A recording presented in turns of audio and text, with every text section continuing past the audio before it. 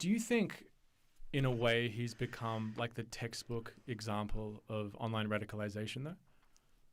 Yeah, I think there's I think it's a whole unholy mess of him being an artist and wanting to dabble in transgression, which lots of artists do. And if you do that, like the Nazis are a pretty good way to be transgressive, you know what I mean? And but other people also say, well, yeah, it's the laziest way to be transgressive. It's low-hanging fruit. Yeah, low-hanging fruit. But so there's a combination of him just playing with fire, which lots of artists do, including me. So you kind of understand that impulse. Although I feel where he went wrong, from my, I think if you're an artist, it's much better to, if you're dabbling with transgression, it's better to be ambiguous. In what way? Well, for instance, Kanye started hanging out with fascists like Nick Fuentes and I don't know if you call her a fascist, but the far right, Candace Owen. So he started hanging out with these people who hold horrific views about Jewish people, which means he's no longer the Sex Pistols or David Bowie, who's kind of flirting with, you know, fascist imagery or whatever. It's like the Sex Pistols or David Bowie didn't hang out with fascists, you know. They if they were dabbling in it in their transgressive art form, they just left it as that. Well, so as soon as as soon as you're actually hanging out with like neo-Nazis, it's like it just changes the context. It becomes explicit. Yeah, and it's less interesting. And like before he kind of came out and out, like I don't know what 5 years ago, 8 years ago, 10 years, I don't know what, but he had like this song Black Skinhead, and it was just sort of interesting because it's like, what does that mean? And the video clip played with these imageries or whatever, but because it was just like, oh, this is weird, and there's something here, and I kind of like it, and blah, and what is it? Because he's black, but skinheads are white, and blah, blah, blah, blah, blah.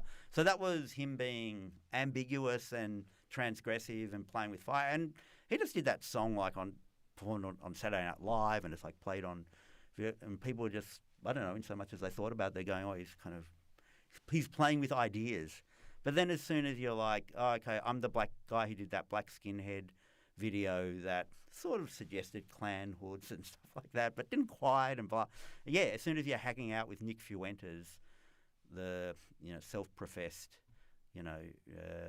fascist, it's like, oh, okay, so you're just promoting fascism, Kanye. In an interview with The Guardian, speaking about your own style of journalism, you said everything's basically gonzo now because everyone's got a smartphone and a YouTube channel. Yeah. So it's not good enough just to be gonzo. I have to be the one that broke into Kanye's house. Yes. That was really interesting to me because I can see a universe where Kanye says something like, everyone's an edgelord now, so it's not good enough just to be an edgelord. Yes. I have to be the one that praised Hitler. So my question to you is, yes, aren't we all, as content creators, yeah, just trying to algorithmically outdo one another, and Kanye is just in a much more insidious little enclave? Well, I think I'm a bit madder than that and more pure than that in that, like, for instance, why did I write a book as opposed to film TikToks or whatever? So I feel like I am driven by like creative impulses in a good way, like in a pure way, but also in a way that sort of sometimes can go too far or isn't helpful or whatever like that. But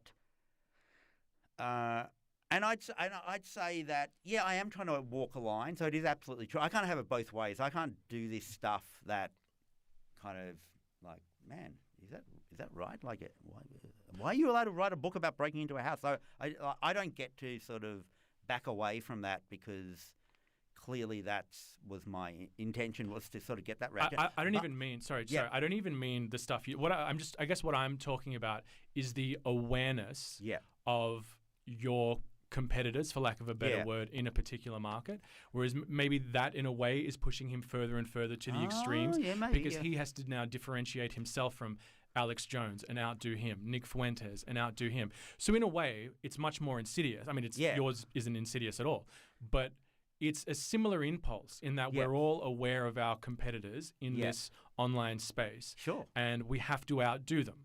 But he just exists in a much more enclave. Yeah, sure. No, yes, I agree with you. But I think luckily for me, no one's in. I'm not even talking to people who don't like me. People who like me, like, demand a lot from me, and so they're not going to put up with too much bullshit or hardly any bullshit from me where there's not some valid subtext to it. So I think that always helps me because I'm talking about people who like me. So people who like me and the people who are likely to greenlight my stuff, they're both, an audience and also the greenlighters at either TV networks or book publishers. They're going to they're going to demand subtext. They're going to demand valid subtext from me, or else they're not. They're not going to be interested. Like